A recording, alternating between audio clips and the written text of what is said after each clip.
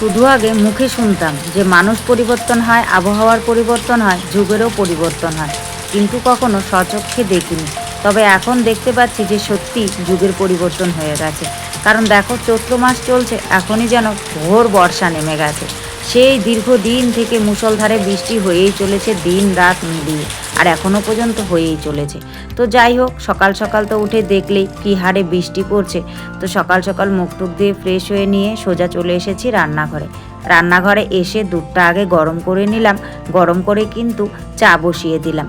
চা বসিয়ে দেখি চা পাতাটা ফুরিয়ে গেছে, আর কর্তামশাই যে চা পাতাটা পরে নিয়ে এসেছিল সেটা আর কৌটোতে ঢালাই হয়নি, প্যাকেটেই রয়ে গেছে। তাই এখন কিন্তু প্যাকেটটা বের করে ঢেলে নিলাম, ওই যে কাজের সময় মনে পড়ে। তো যাই হোক, চা করে নিয়েছি, প্রতিদিনও তো এভাবেই চা খাই। আজ কেন জানি না মনে হলো বৃষ্টির মরশুমে যে একটু অ্যাশ করে বসে চা খাবো। বেশ কাপ প্লেটে চা নিয়ে সুন্দর করে সাজিয়ে গুছিয়ে সকলে যেভাবে খায় সেভাবেই খাবো। তাই সুন্দর করে কিন্তু প্লেটে দেখো চা বিস্কিট নিয়ে নিলাম। নিয়ে যেহেতু বাইরে বৃষ্টি হচ্ছে, তাই এদিকে জানলার ধারে বসে পড়েছি চার কাপটা নিয়ে। বসে বসে চা খাচ্ছি আর বাইরের পরিবেশটা দেখছি।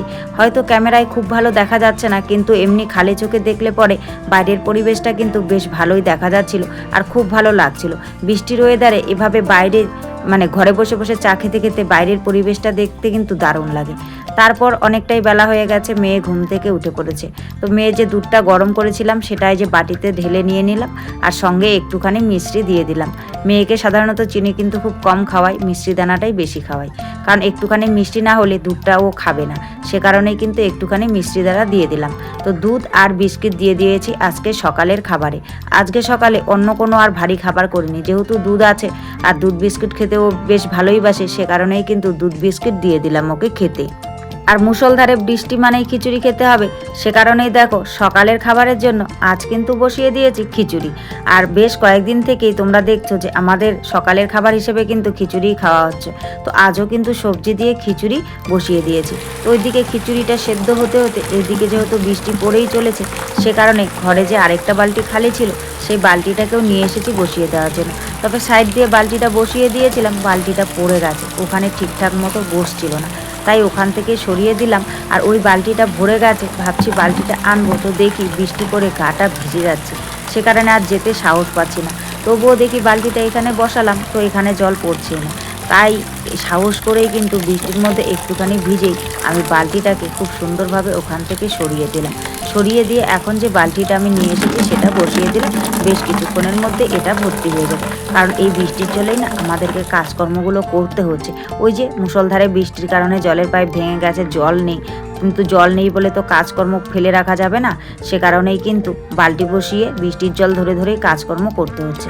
তারপর কিন্তু ঘরে এসে আমি ডিম আলু সেদ্ধ করে নিয়েছিলাম, আর তার ডিম আলু সেদ্ধ করে নিয়ে ভাতটা বসিয়ে দিয়েছিলাম। ভাতটা নামিয়ে ডিম আলুগুলো ছুলে নিয়েছি, আর সঙ্গে কিন্তু আমি মশলাটাও করে নিয়েছি, আর ডিমগুলো কিন্তু হালকাভাবে ভেজে নিয়েছি, কারণ ডিমের ঝোলের মধ্যে না হালকা ডিম ভাজা খেতেই বেশি ভালো লাগে, সে কারণেই কিন্তু আমি ডিমটা হালকা করেই ভেজেছি। আর এইদিকে আজকে দুপুরের মেনুতে কিন্তু ডিমের ঝোল আর ভাত, আর কোনো কিছুই করিনি। তো রান্নাবান্না সব কমপ্লিট করে নিয়েছি। আর জানো তো, বিছানাটা তুলতে অনেকটাই বেলা হয়ে গেছে। ওই মুষলধারে বৃষ্টি পড়ছিল বলে মেয়ে দুধ বিস্কিট খেয়ে আবারও কিন্তু বিছানায় শুয়েছিল, বিছানায় শুয়ে শুয়ে খেলছিল। আর ঠান্ডার মধ্যে ওকেই বা কী বলবো, সে কারণে আর বিছানাটাও গোছায়নি, ও যেহেতু খেলছে ওভাবেই ছিল। তো এখন তো বেলা অনেকটাই হয়ে গেছে, বিছানাটা ফেলে রাখতে আর ভালো লাগছে না, সে কারণে এ ঘরে চলে এলাম। আর তোমরা দেখতেই পাচ্ছ মেয়ে কিন্তু এখনো পর্যন্ত বিছানায় শুয়ে আছে। তো বিছানাটা গোছাতে গোছাতে আমি মেয়েকে বললাম, বাবা একটু সরো, আমি বিছানাটাকে গুছিয়ে নিই। তারপর কিন্তু ও এ ঘর থেকে ও ঘরে চলে গেল। আসলে ও ঘরের বিছানায় তো কোনো কিছু পাতা নেই, সে কারণে ও ঘরের বিছানায় বসে ও খেলতে চায় না। বেশিরভাগ কিন্তু ও বৃষ্টির দিনে এ ঘরের বিছানাটাতেই বসে খেলে, আর ওইদিকে বেশ ওই টেবিলটার উপরে বসে বসে খেলে। তো যাই হোক, তোমাদের সঙ্গে কথা বলতে বলতে দেখো আমি কিন্তু খুব সুন্দর করে আমার বিছানাটাকে গুছিয়ে নিয়েছি। আর এত বক বক করেছি, আজ কিন্তু ইন্ট্রো দিতে ভুলেই গেছি। তো চলো আগে নিজের পরিচয়টা দিয়ে নিই। শুভ সকাল আমার প্রিয় বন্ধুরা, সকলে কেমন আছো? আশা করছি যে যেখান থেকে আমার এই ভিডিওটি দেখছো সকলে ভালো আছো, সুস্থ আছো। আর আমরাও খুব ভালো আছি। অরুণাচল প্রদেশের এই ছোট্ট পাহাড়ি গ্রাম থেকে আমি মামনির সংসারের আরও একটি নতুন ব্লগে তোমাদের সবাইকে স্বাগত জানিয়ে তোমাদের সবাইকে সাথে নিয়ে আজকের ব্লগটি শুরু করে দিয়েছি। আমি আশা করছি আজকের ব্লগটিও তোমাদের খুব ভালো লাগবে, তাই সম্পূর্ণ ব্লগটি জুড়ে আমার সাথে থাকার অনুরোধ রইল।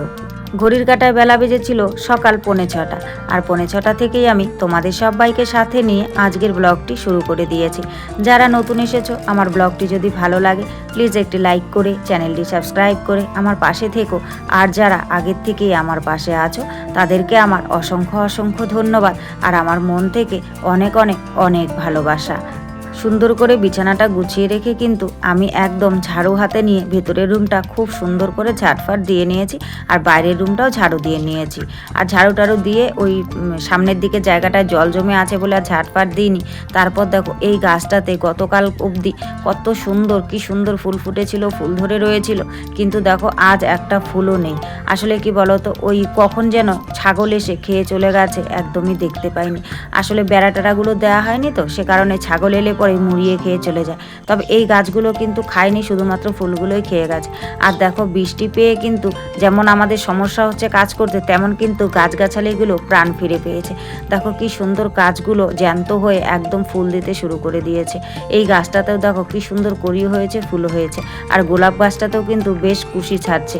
আর এই গাছটা দেখো এখনো পর্যন্ত পাতা টাতা বের হয়নি, তবে থাকুক। আর এখানে খুব বেশি পরিমাণে জল পড়ে না, জলটা জমেছিল, সে কারণে ভাবছি জলটা জমে থাকলে যদি গাছের গোড়াটা পচে যায়, তাই জলটাকে কিন্তু আমি ঢেলে ফেলে দিলাম। আর দেখো গাছগুলো খুব সুন্দর তরতাজা মানে হয়েছে এই বৃষ্টির জন্য, আর দেখতে বেশ ভালো লাগছে। এটা দেখে আমার মনটা একদম খুশিতে ভরে গেল। আর এই দিকে দেখো কুমড়ো বীজগুলো ফেলেছিলাম, খুব সুন্দরভাবে কুমড়ো চারাগুলো বেরিয়েছে। আর পুদিনাটা লাগিয়েছিলাম, সেটাও হয়ে গেছে। আর এইদিকে দেখো চাল কুমড়োটা লাগিয়েছিলাম, সেটাও কিন্তু আস্তে আস্তে করে বেশ সুন্দর বেরোচ্ছে। আর এইদিকে দেখো ঢ্যাঁড়স গাছগুলো লাগিয়েছিলাম, সেগুলোও দেখি বেশ সুন্দর কিন্তু বেরোচ্ছে। আসলে বৃষ্টি হওয়ার ফলে না এই উপকারগুলো আমার খুব সুন্দর হয়েছে। যদি বৃষ্টি না হতো তাহলে যে বীজগুলো লাগিয়েছে সেগুলো কিন্তু চারা হয়ে আর বেরোতো না। যেহেতু বৃষ্টি হয়েছে তাই খুব সুন্দরভাবে সবগুলো বীজই কিন্তু চারা হয়ে বেরিয়ে এসেছে, আর বেশ ভালো লাগছে। হয়তো কাজ করতে একটু কষ্ট হচ্ছে, কিন্তু এই দিকটায় তো অনেকটাই সুবিধা হলো, তাই না বলো? তো যাই হোক, পেঁয়াজ গাছগুলোও দেখি খুব সুন্দর পাতা বেরিয়েছে, পরে একসময় তুলে নিয়ে পেঁয়াজগুলি খেতে হবে। আর এইদিকে দেখো বৃষ্টিটা যেহেতু কমে গেছে, বেলা অনেকটাই হয়ে গেছে, ভাবছি এই জায়গাটা যেহেতু সেরকমভাবে ঝাড়ু দিতে পারিনি, তো এই জায়গাটা এই বৃষ্টির জলগুলো দিয়ে সুন্দর করে ধুয়ে দিই। আর যেই বালতিগুলোর জলগুলো তো আমি ঘরে নিয়ে রেখেছি, যেগুলো খালি হয়ে আছে এগুলো ভালো করে ধুয়ে টুয়ে ঘরে নিয়ে যাই।